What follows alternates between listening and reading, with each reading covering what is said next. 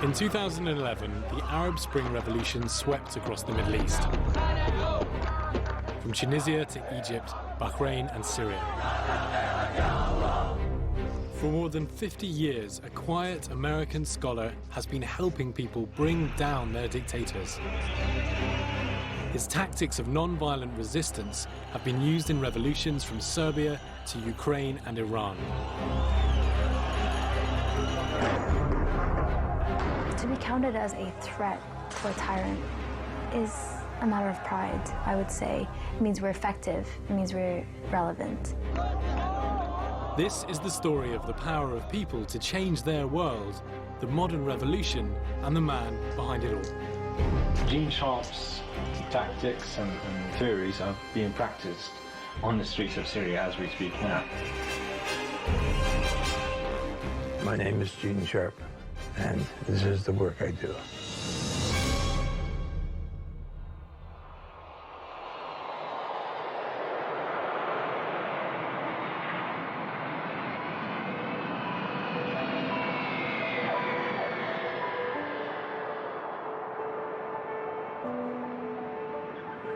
What do you do? How do you describe your work? Oh, that's always a problem, describing my work. Primarily, I try to understand the nature and potential of nonviolent forms of struggle to undermine dictatorships.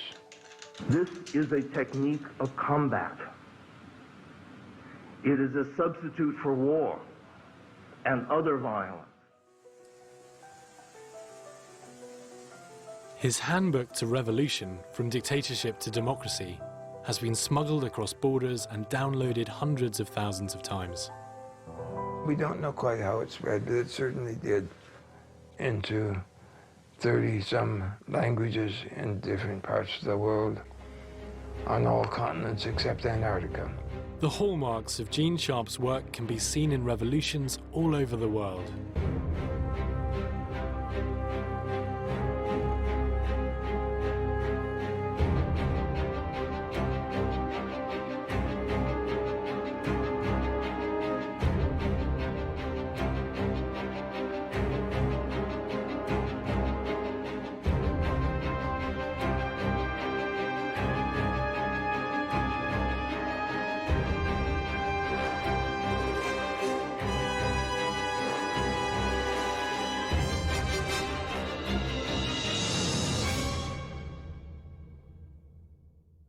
Gene's books contain a list of 198 non-violent methods of resistance. The famous 198 methods. This seems to have been an extraordinary response. That's simply the 198 specific methods, the specific forms of strike or economic boycott or civil disobedience or protest.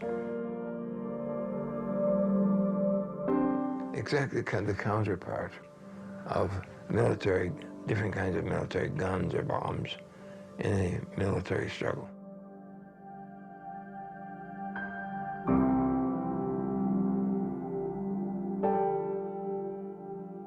Unless they have something instead of violence and war, they will go back for violence and war every time. In 1983, Gene Sharp founded the Albert Einstein Institution to spread the knowledge of non-violent struggle. For years, people living under dictatorships have been coming here to East Boston for help. Jamila Rakib has worked for Gene for more than 10 years. I began learning about the work at a very basic level. I did most of my reading and learning as soon as I started working at the institution, and I was hooked.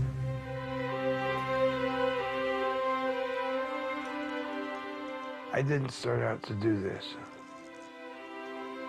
I had a religious background that led me to want to leave the world in a bit of a better place and better condition than when I came here. And how to do that was always a problem.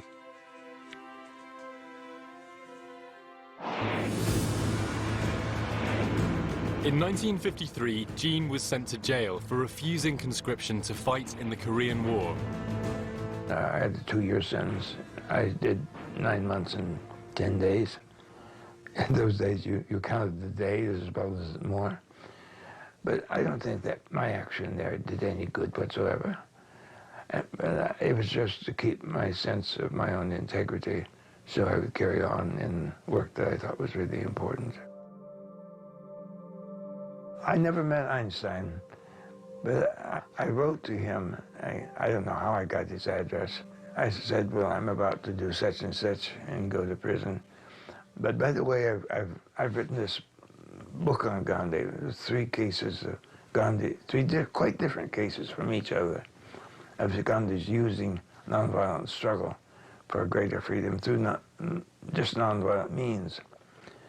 And he wrote back that he was very much hoped that he couldn't know, but he had hoped he would have made the same decision I did, and he would be willing to look at the manuscript, and which I had sent to him, and he did so and wrote a very kind introduction to the book.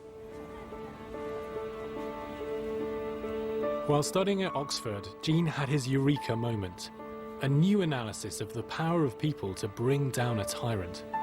If you can identify the sources of a government's power, such as legitimacy, such as popular support, such as their institutional support, and then you know on what that dictatorship depends for its existence.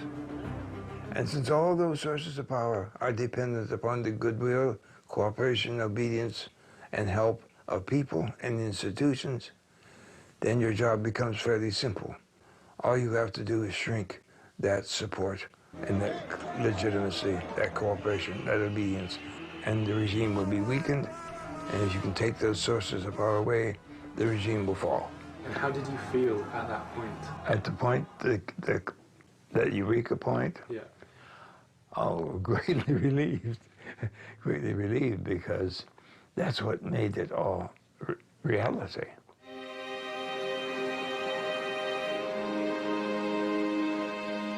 While teaching his theories at Harvard, Jean was about to meet an unlikely champion of his work, Vietnam War hero Colonel Bob Helvey. I first met Gene Sharp at Harvard University. I was an Army senior fellow up there for a year.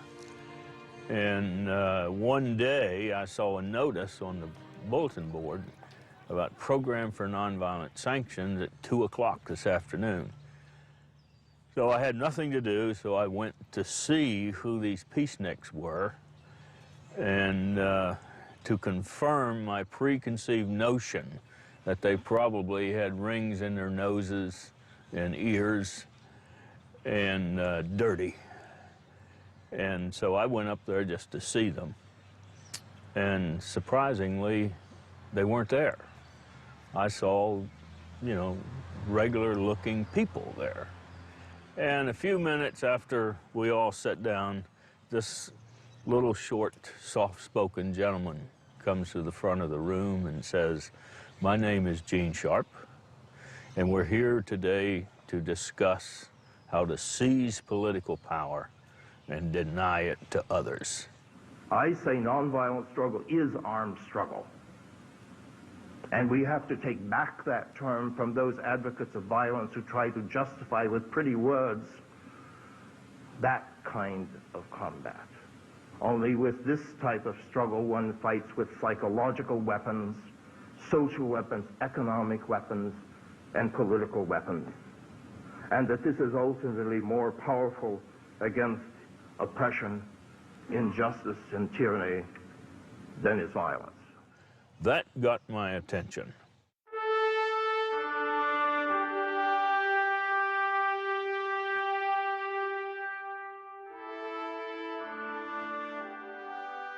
This is the flag of the 5th Battalion, 7th United States Cavalry.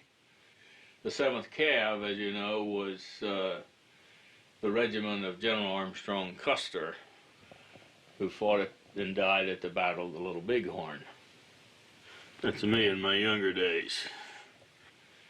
Full head of hair.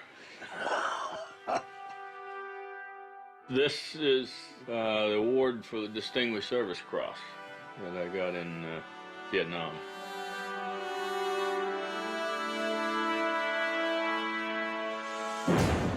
In 1968, Bob was deployed in Vietnam. He was decorated for bravery during a Viet Cong ambush, but his experiences there would change his views on the way conflicts should be waged. I think Vietnam influenced my view about the importance of nonviolent struggle, and particularly the importance of getting Gene Sharp's ideas out to the rest of the world, because we must have an alternative. Vietnam convinced me that we need to have an alternative to killing people. As a US defense official in Burma, Bob had seen the military dictatorship there persecute the minority Karen people. After leaving the army, Bob traveled back to the rebel camps to teach the Karen Gene's lessons in non-violent resistance. I was talking to one of the Karen commandos, and he says, "Where in the hell has this information been? We've been fighting and killing people for 20 years. How come we didn't know this?" Some of the Burmese came up to him and asked if he would write something for the Burmese on how to move from a dictatorship to a democracy. That's the origin of why the book was written, the Burmese. I couldn't write about Burma, honestly, because I didn't know Burma well.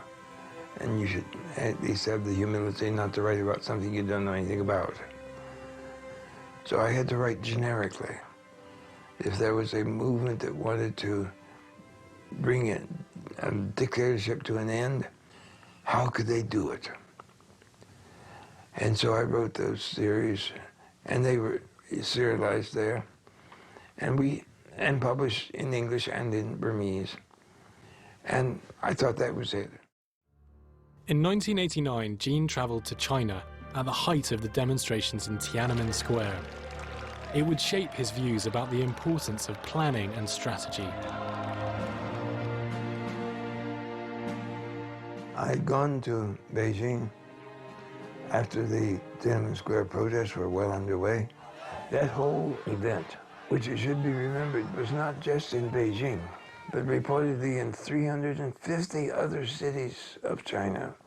Similar protests were going on, but they were not planned. They were not prepared. There was no strategic decision. There was no advanced decision how long you stay in the square and when you leave. The students had no plan. They were improvising all the way through. And later on, we know that many of those Chinese people who were out in the streets to block there in another day were shot and killed. The attitude that you simply improvise and that the improvisation will bring you greater success is nonsense. It's actually the opposite, that if you don't know what you're doing, you're likely to get into big trouble.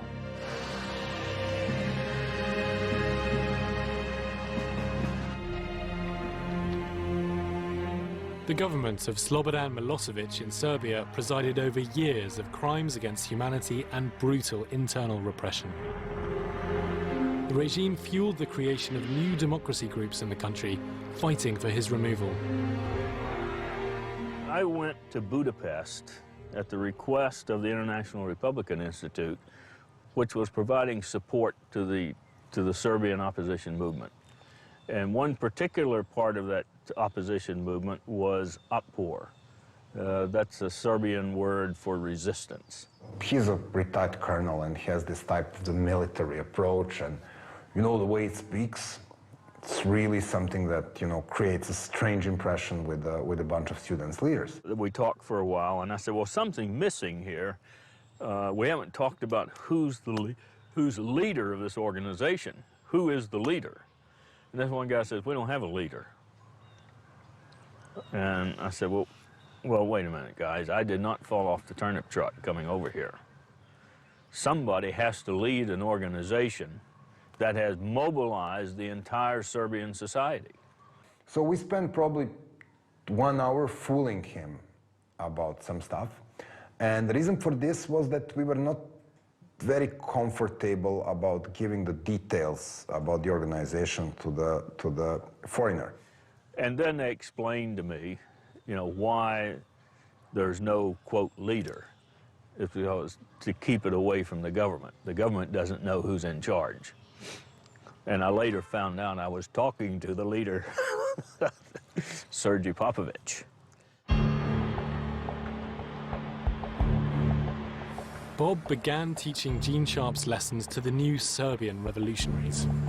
When Bob Helvey gave us the Gene Sharp's Politics of Nonviolent Action, we were quite amazed. Partly I was ashamed that I didn't know about such a book before, even if there was a translation of From Dictatorship to Democracy in Serbian, but I never seen it. And seeing the knowledge of how power operates and how pillars of the support operates, and all of this stuff we needed to learn hard way throughout our experience, written systematically in one place was quite an amazing thing. One of Otpor's first tasks was to create a symbol of resistance to help unify the people. It's obviously that we are the majority. If we can just recognize all of those who are against Milosevic by, saluting each other with a fist, he would probably be over within a few years.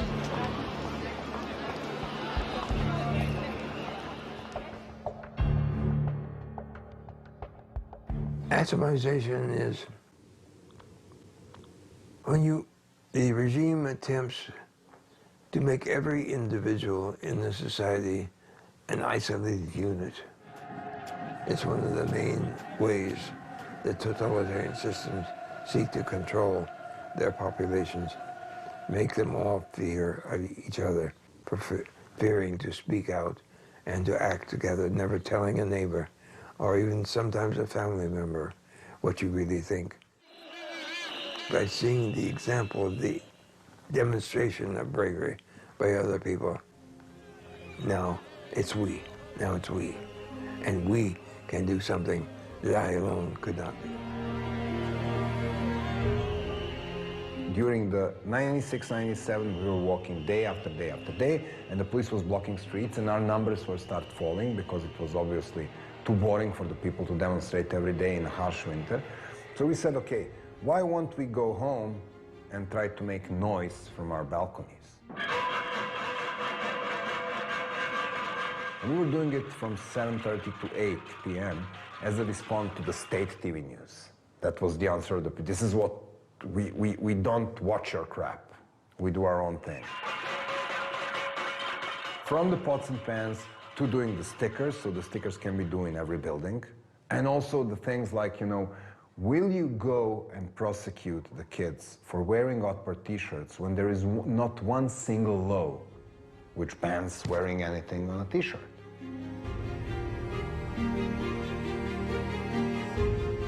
So, for the policemen getting inside the high schools and arresting high school kids only because they were wearing the t-shirt, and then going home and talking to their wife, whose friend was complaining because her son was arrested, having a dialogue with your kid, who is coming now from his school where nobody wants to spend time with him or her because their father is, beating kids from my neighborhood.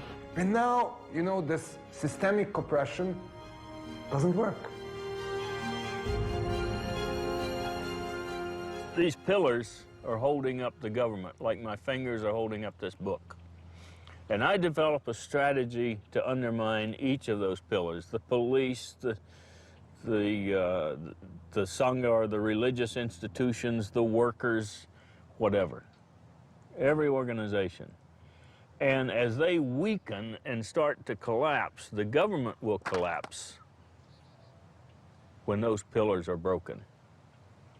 Ideally, we want those pillars not destroyed, but transferred over to the democratic movement. If you want these pillars to shift sides, you need to co-opt people. This is exactly what Otpor was done. We were telling the police that we are both victims of the same system. There is no reason to have war between victims and victims. One victims wear blue uniforms, other victims wear blue jeans, but there is no reason for this conflict. And this worked, really worked. And it worked in Georgia, it worked in Ukraine, it worked in many other places in the world. This is the way you do. You go and co-opt from discursive pillars. You don't throw stones to the police.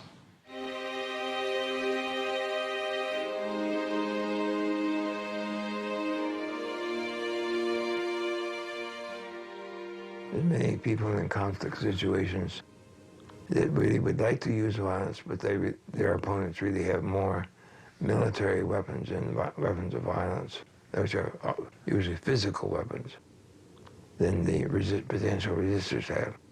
So if the resistors choose to fight with violence, their opponent has all the advantages in that situation because you're choosing to fight with your opponent's best weapons. But you can choose to fight with a totally different kind of weapon than these nonviolent forms, which are much more difficult for the opponent to counteract.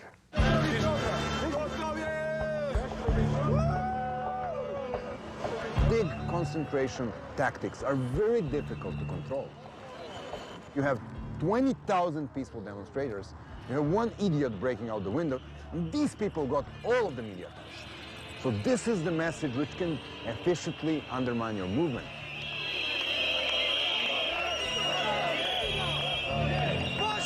You go on the march and there is a risk of the people getting arrested. So what would you normally do? Instead of putting the big guys in front, you will put the girls in front. You'll put the grandmas in front. You'll put the military veterans in front. So the police is now faced with the friendly faces. And these people are actually carrying the flowers and the banners and smiling. So you make the situation less threatening, so you make the possibility of violent outcome really smaller. October the 5th should be seen in a context of a successful strategy, and that was not the day like many spectators of media like CNN. They just see this big bunch of people, revolution, boom, and it's over. It was first of all 10 years of attempts and failures, and 2 years of resistance of outpour, 5 different campaigns, and we were setting the victory on the elections. In September 2000, Serbia went to the polls. But Otpor expected Milosevic would fix the election. We knew that Milosevic will lose, and we knew that he will not accept the fact that he has lost.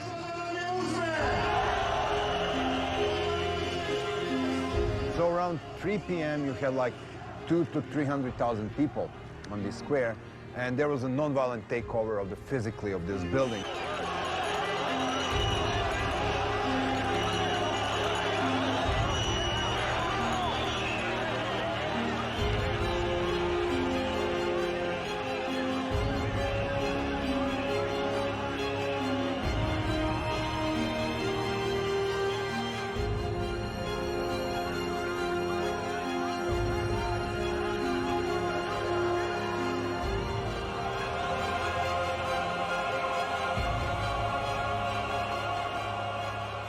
And this is where the people who broke into the building at the October the 5th found many leaflets pre-marked for Milosevic.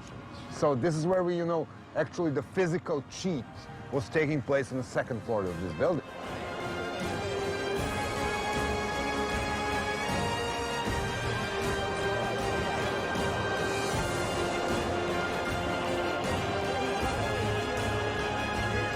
It was more like symbolic takeover. Because what was the real takeover was that Milosevic lost power that day. Because police disobeyed, because he ordered the military to get from the barracks after 3 p.m. and they disobeyed. This is where he lost the power. What you were looking on the TV and physical overtaking of the building was just the symbol of him losing authority that day.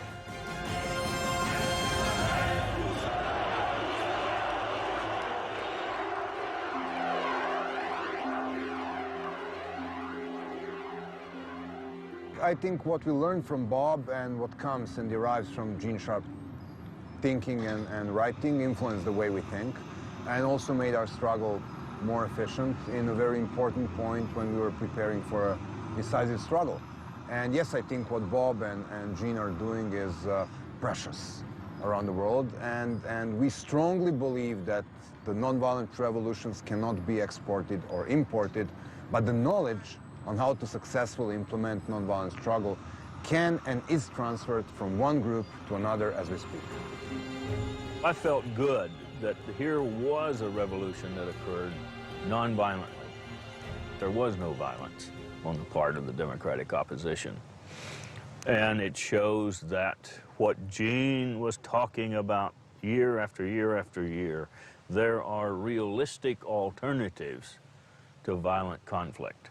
Well, I mean, after Serbia, we were working with Georgians and Ukrainians and Lebanese and Maldivians and Iranians and Zimbabweans and Colombians and Guatemalans and West Papuans and groups from places in the world I couldn't literally find on the map.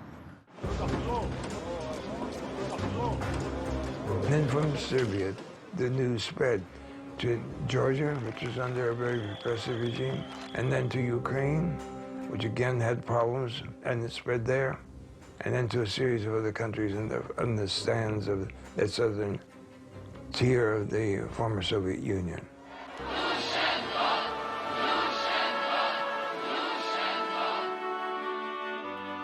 Vladimir Viatrovich was a leader of Ukraine's Orange Revolution.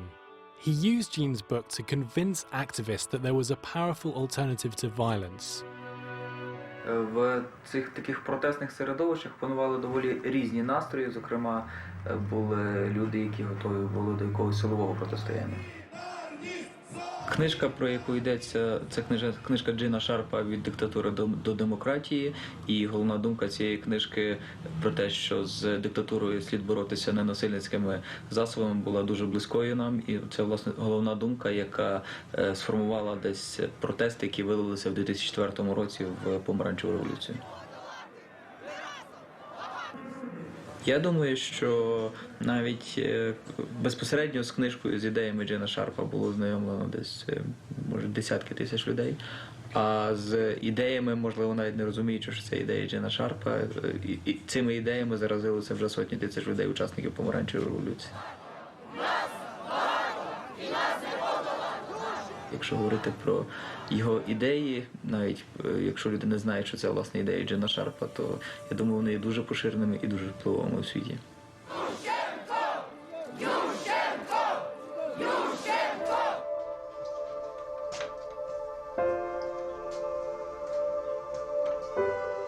On the top floor of Gene's home is his orchid house, a refuge from the work below.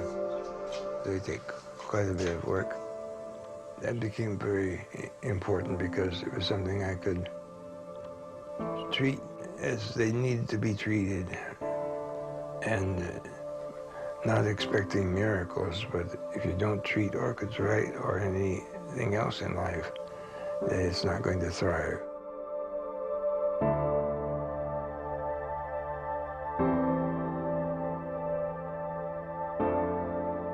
How did it feel watching your work spread? Oh, that spread was really quite remarkable. I was thinking, I'm still amazed. I'm still amazed. So to have this piece, which I regard as very introductory, I think it was maybe 70 or 80 pages, to take off like that, was a confirmation that the analysis was more or less accurate. It didn't spread because of good propaganda or some sales pitch. It spread because people found it usable. They found it important.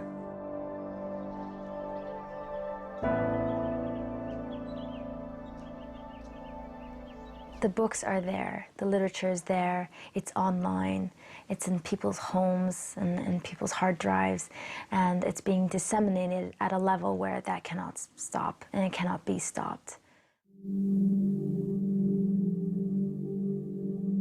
People go to great lengths to discredit this work, and there was one case where President Chavez had referred to our staff as the bunch of gringos at the Albert Einstein Institution don't understand Venezuela.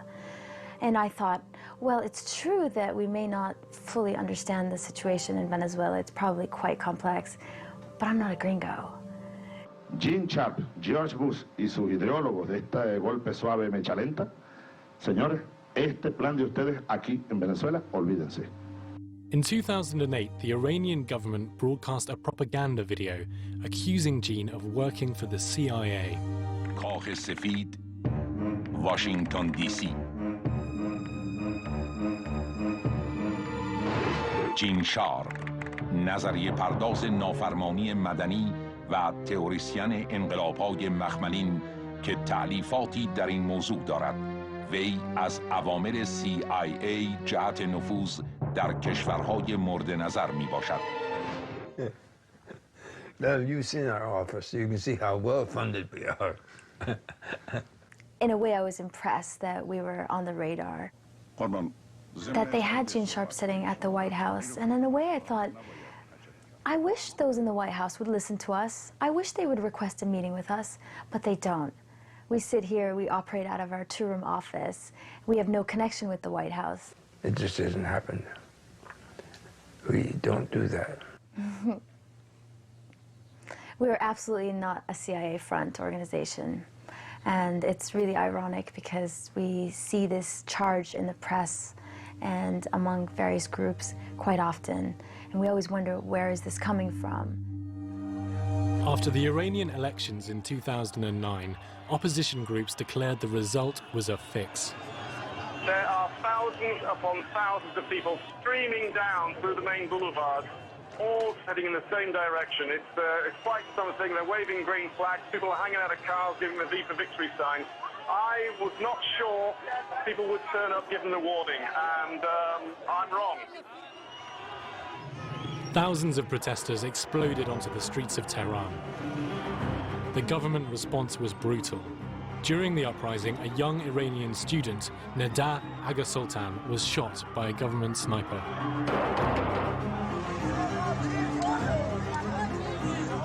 Her image would become a rallying call for the opposition.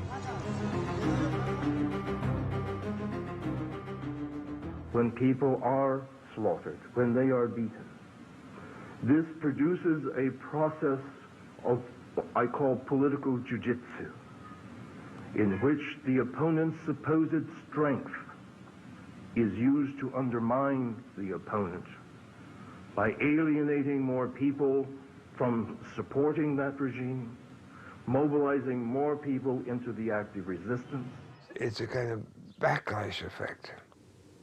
If the regime is so brutal, then instead of intimidating people, which the regime intends, it causes other population groups and institutions to withdraw their cooperation and their obedience, and that loss of power and control, that more people join the resistance. Yassin Athanadis was arrested by Iranian intelligence while reporting the Green Uprising.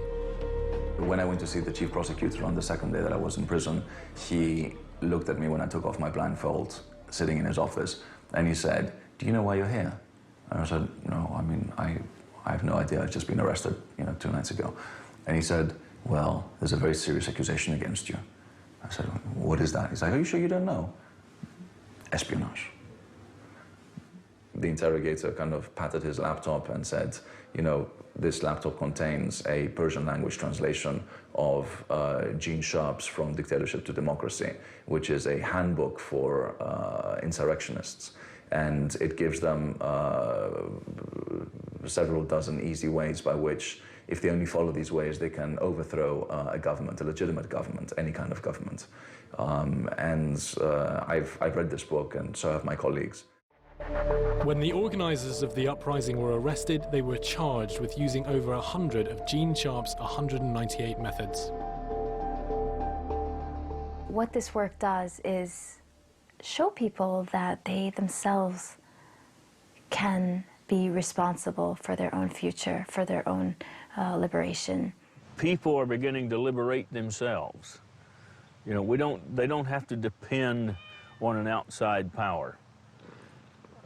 This is Sergei Lykat, named after Sergei Popovich. But they don't have to depend on an outside power. They can do it themselves.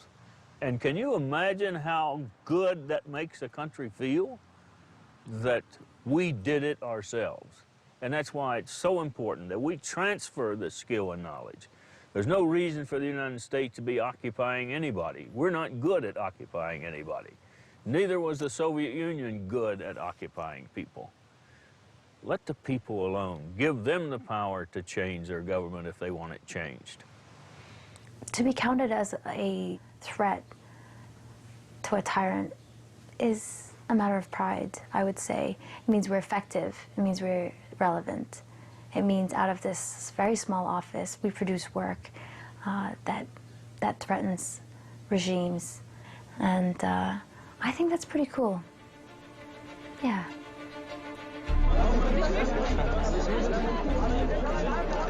This was the beginning of the Egyptian revolution. The uprising was spontaneous, but Egyptian democracy groups had been working on the strategy for years.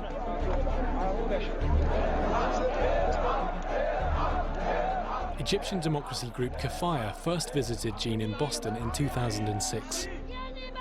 5 years later, former Serbian revolutionaries were training new groups on the outskirts of Cairo, and Egypt's Muslim Brotherhood posted Jean's work in Arabic on their website.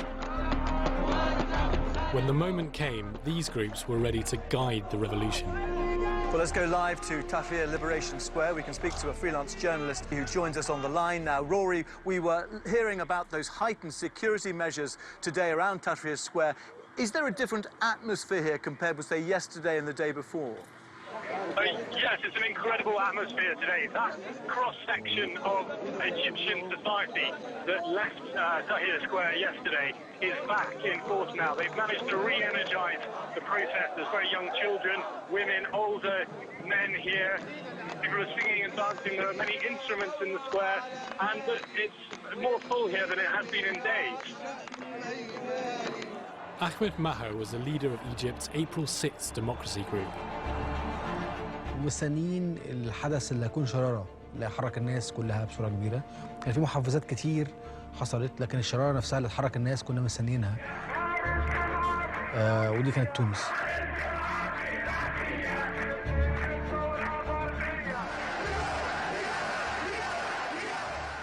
بالفعل كان في اصلا بين مصر وتونس منافسة في كرة القدم باستمرار يعني. فقد يكون ده يعني ازاي احنا بادئين من قبل تونس ولقينا ان تونس سبقتنا وقامت بالثوره، فليه احنا مش كده؟ كان كل الناس كاتبين على الانترنت الاجابه تونس.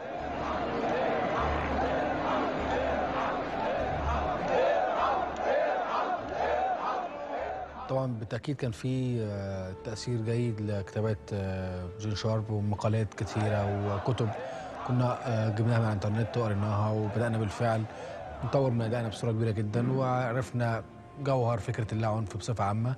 وكذلك شفنا برضو أفلام وثائقية كتير موجودة على الإنترنت بتتكلم عن تجارب شعوب اللي بدأت تتكلم عن أو تطبق فكرة اللاعنف. فكان في إلهام كبير جدا للفكرة نفسها، سواء من الأفلام الوثائقية اللي شفناها أو من الكتب اللي قريناها. As the peaceful protests grew in Tahrir Square, President Hosni Mubarak intimidated them with weapons of war. يمكن تجربتنا مختلفة عن تجربة أطبر شوية. أطبر قدروا إنه قبل الثورة يكسبوا الجيش والشرطة معاهم.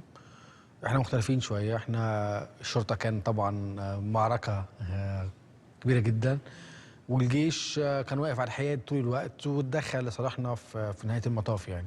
فالتجربة مختلفة إلى حد كبير بيننا وبين تجربة أطبر في صربيا.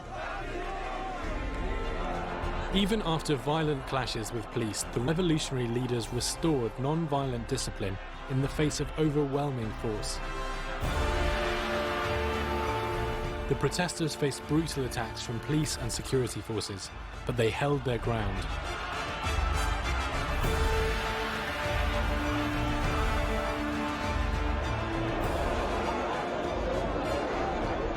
طبعا التكنولوجيا كان لها دور كبير جدا في التواصل بصوره اسرع، في توصيل رسائل للناس كلها وحشدهم احيانا.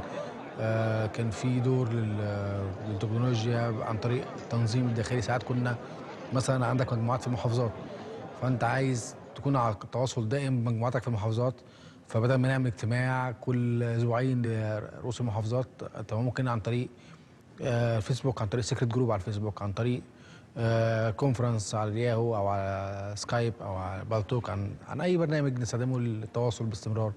كل الحاجات دي ساعدت كتير عن طريق نشر الافكار.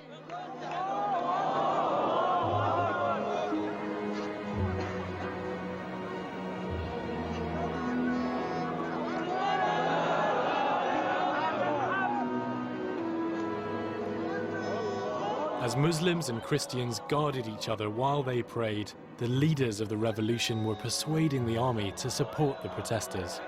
ولكن ايه اللي خلى الجيش يساندنا في الاخر؟ اعتقد ان الجيش اصلا من الناس، يعني مجندين الجيش جزء من الشعب، والجيش ليه دور وطني كبير جدا. الشرطه قد يكون لها دور في تزوير الانتخابات، في حمايه الفاسدين، فمتورطين من سنين طويله، وبالتالي يدافعوا عن مصالحهم وعن بقائهم.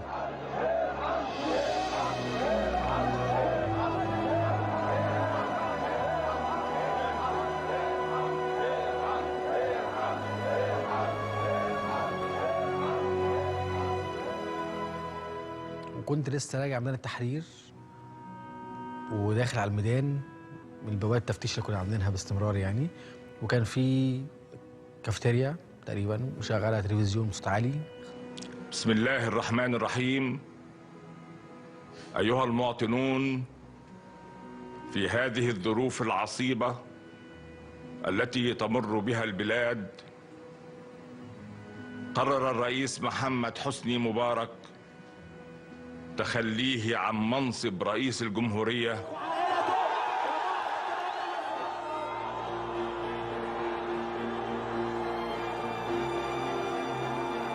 طول التنحي. فجننت لما سمعت الخطاب يعني، وقعدت اعيط، اللي هو اخيرا يعني اخيرا الحلم اللي بقالنا سنين استحملنا كتير عشانه حصل يعني. كان يعني لحظه بجد صعبه.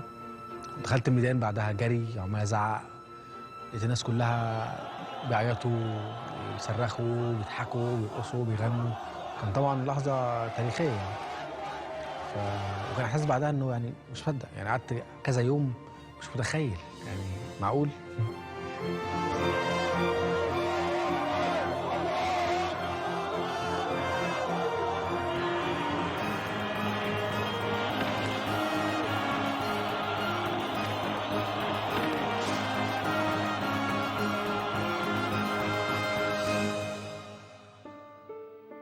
Somebody knew what they were doing. And we don't need anyone claiming credit for us or me or anyone if it's not deserved and if it's not documented.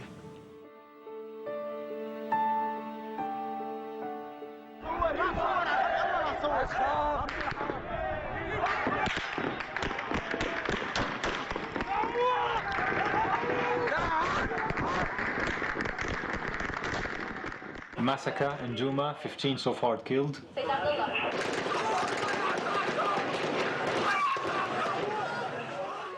Osama Monajed is a communications expert and one of the leaders of the Syrian uprising.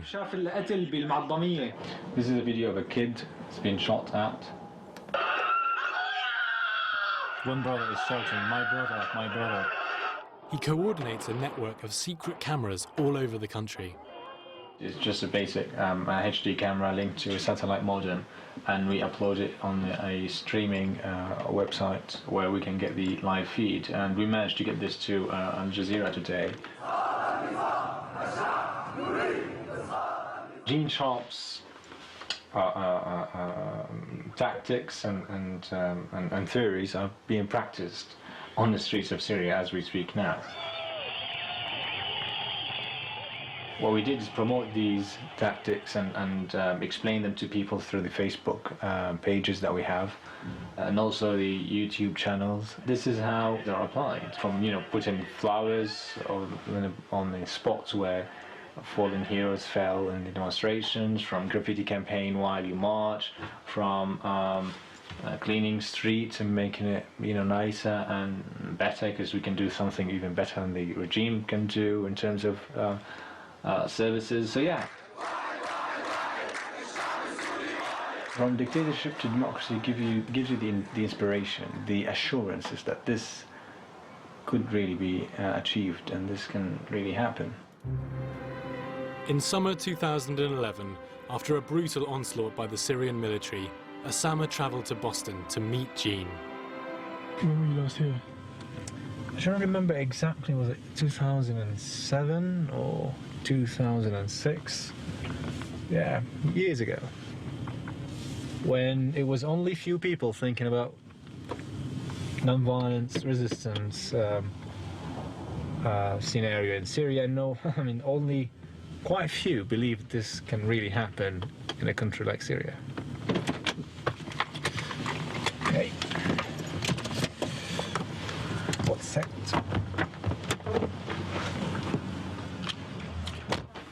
Gene! Hi. Hi, good to see you again. Good to see you. Good to see you. Good to see you. Good to see you too. How are you doing? Not too bad. I'm happy to see you. I'm so good you have time in your schedule to come to say Well, hello. pleasure is mine. It was really delighted, and there's a lot to talk about. This is new territory for us. Yeah. Too. Yeah. You know, we've never been there personally. Yes. The cases we've studied don't exactly match. He's so humble and down to earth to a limit that you feel how amazing this is. Like all these great writings coming from a very tiny little office in old Boston. It's rather interesting. And by the way, there's one thing that's been learned in quotation marks, maybe from Tunisia and Egypt, which I think is a mistake, major mistake. Mm-hmm. And that is that the existing ruler has to resign. He doesn't have to resign.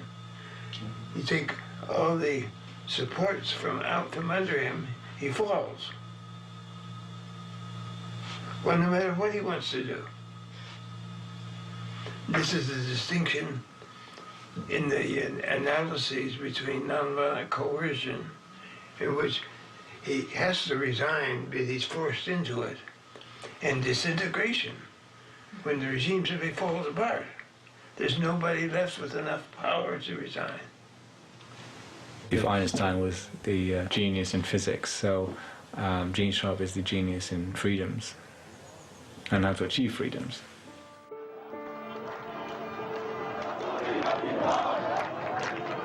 I feel good in a way that we're spreading the word, and if people follow Gene's advice on how to think about waging a nonviolent struggle, sooner or later they'll win.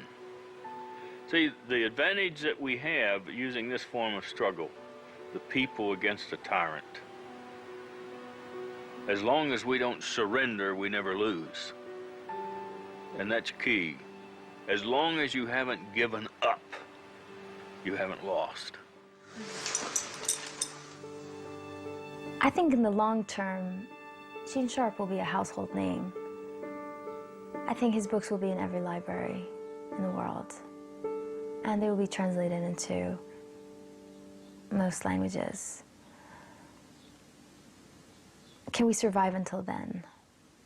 Can this institution survive until then? Well, we certainly hope so.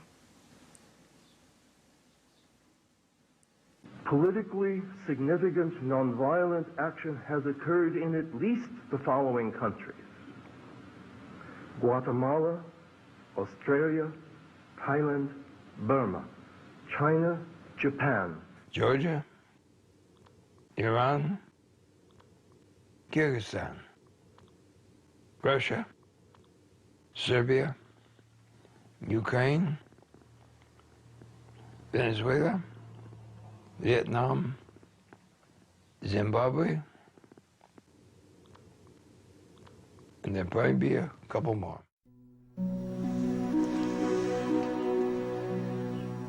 I think there's a father-daughter relationship developing there. They can sit down and talk, and they're on the same wavelength. She protects him, and I think she loves him as a daughter loves a father. Gene Sharp is someone who is, of course, my personal mentor, but I think has served as that role for multitudes of people. He is someone who has dedicated his life to providing the means by which oppressed people can self-reliantly gain liberation. And that is something which I believe has changed the world and will continue to do so in dramatic ways. It's really personal stuff.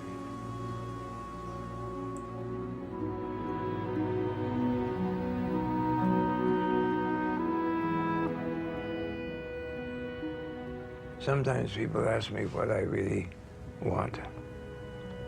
Do I have a dream? And I do. I dream that the oppressed people of the world will be able to learn from the available records and new experiences that this type of nonviolent struggle can be used to liberate all oppression and replace military and violent conflicts, so that you won't have to carry on struggles against terrorism anymore, because the people who might have become terrorists have instead chosen to use this kind of struggle to help out the oppressed people. This can change political systems throughout the world. My name is Gene Sharp, and that is my dream.